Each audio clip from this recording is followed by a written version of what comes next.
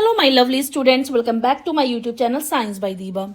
In this video, I will discuss question 8, question 9, question 10 and question 11. 4 question को इस video में मैं solve कराऊंगी.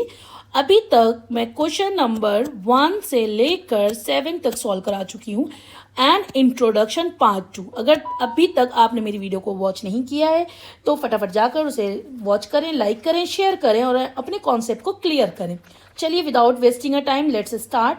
देखो क्वेश्चन क्या कह रहा है. अ स्टैच्यू 1.6 मीटर टॉल, एक स्टैच्यू है that is 1.6 metre tall, stand on the top of pedestal, किसी पेडेस्टल पर खड़ा है. ठीक है, ये स्टैच्यू है 1.6 मीटर टॉल.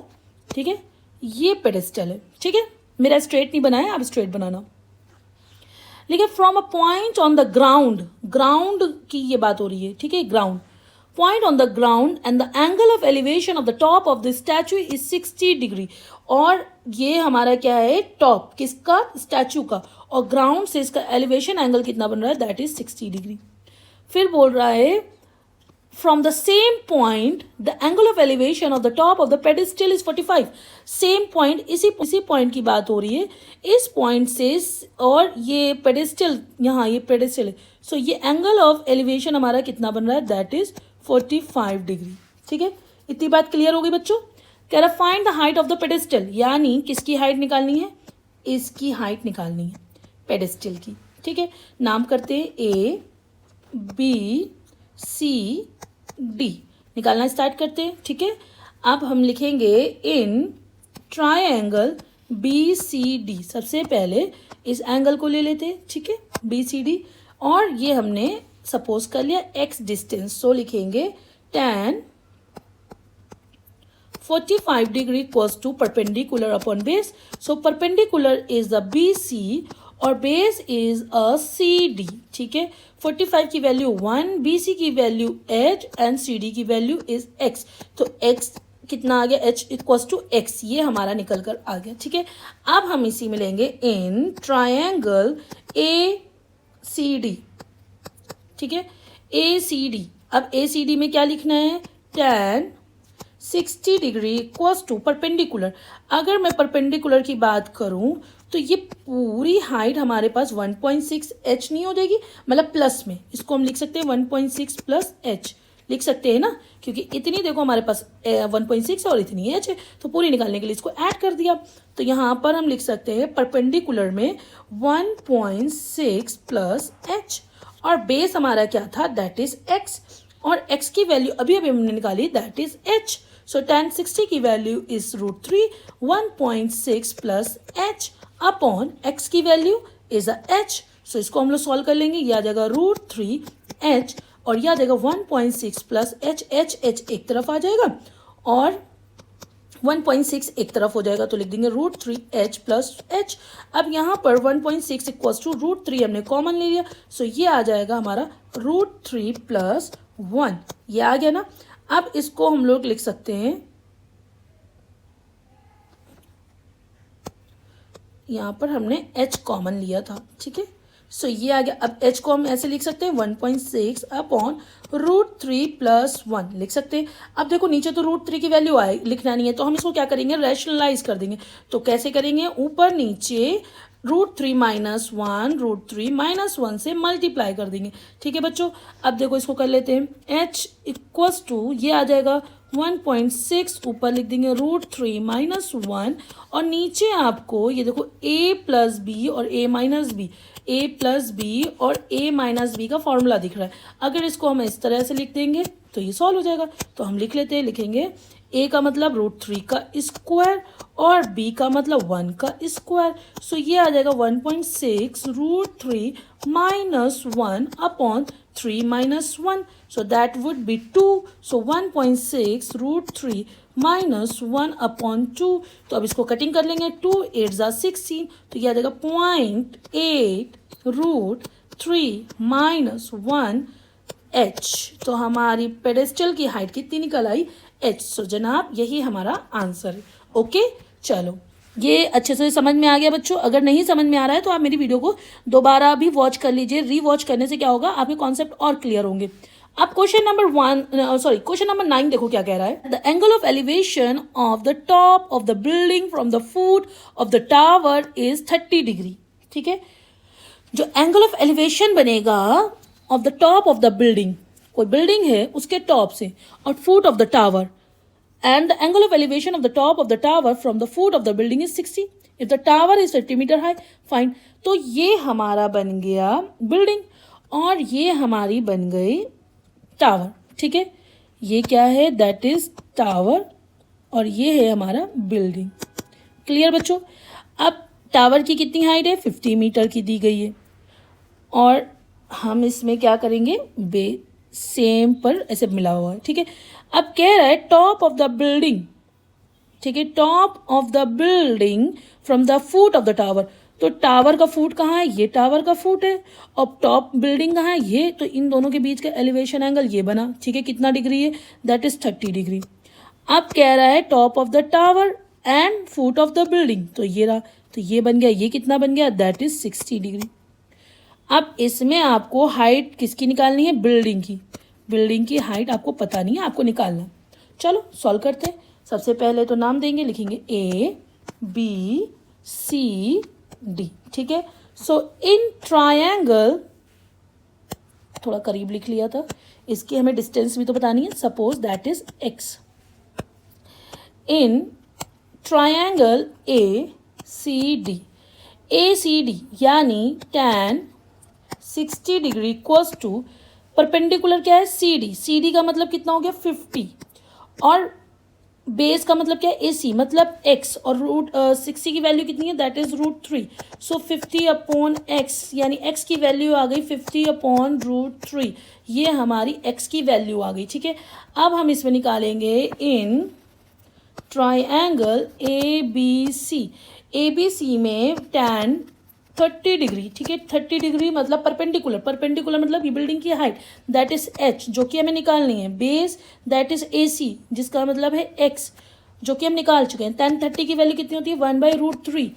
h हमें निकालना है, x की वैल्यू हमें गिवन है 50√3, तो हम इसको पहले रेसिप्रोकल कर लेते हैं, that would be h into √3 upon 50।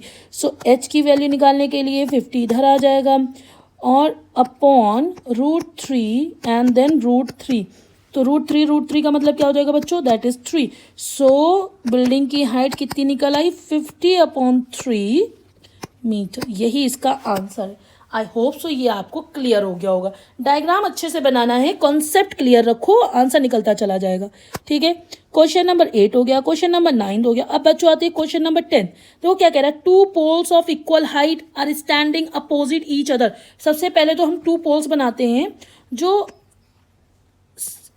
ऐसे अपोजिट डायरेक्शन में खड़े हुए हैं और इक्वल हाइट पे। ठीक है, ये दोनों की जो हाइट होगी वो इक्वल होगी।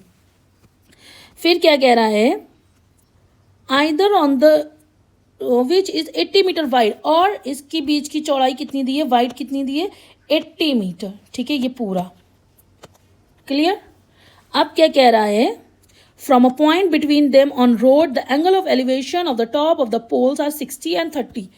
अब इसमें कोई पॉइंट है, मुझे पॉइंट नहीं पता कहाँ पर होना चाहिए, मैंने ऐसे ही रैंडम बना लिया। कह रहा है एक एंगल आपका ये एलिवेशन एंगल बनेगा, एक ये बनेगा। सो एक आपका बनेगा 30 डिग्री और एक आपका बनेगा 60 डिग्री। ठीक है, और इसमें आपको निकालना है क्या है, हाइट निकालना है दोनों की। ठीक है, सो और इनके बीच की डिस्टेंस, यानी ये और ये दोनों निकालनी है। ठीक है, सो इसको मैंने x मान लिया, तो ये हो जाएगा हमारा 80 - x हो जाएगा ना। अब इसको हम नाम लिख देते हैं ताकि हमें आसानी होगी सॉल्व करने में। ट्रायंगल पता चल जाएगा ABCD एंड ये हो गया E। चलो अब इसको सॉल्व करते हैं इधर ऐसे करके। सबसे पहले हम लिखेंगे in triangle ABC, so tan 60 degree equals to perpendicular, perpendicular में हमें पता नहीं है, दैट इज AB की वैल्यू कितनी दी है हमें, h मतलब निकालना है। ठीक है, और बेस यानी BC का मतलब हमें पता नहीं है, सो दैट वुड भी हमने क्या इमेजिन करा, दैट इज x।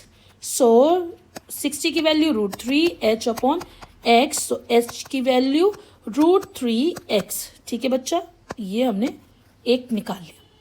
अब बात करेंगे इन ट्रायंगल CDE में, जिसमें लिखेंगे tan 30 degree equals to perpendicular मतलब h, ठीक है, और नीचे देखो ये वाली हमने वैल्यू 80 माइनस एक्स ली है बेस की, तो 80 माइनस एक्स, √3 की मतलब tan 30 की वैल्यू 1/√3, h की वैल्यू हमने ये निकाली थी √3x अपॉन 80 माइनस एक्स, सो 80 माइनस एक्स और ये आ जाएगा 3x। हमने यहाँ पर क्या कर दिया, क्रॉस मल्टीप्लाई कर दिया, ठीक है।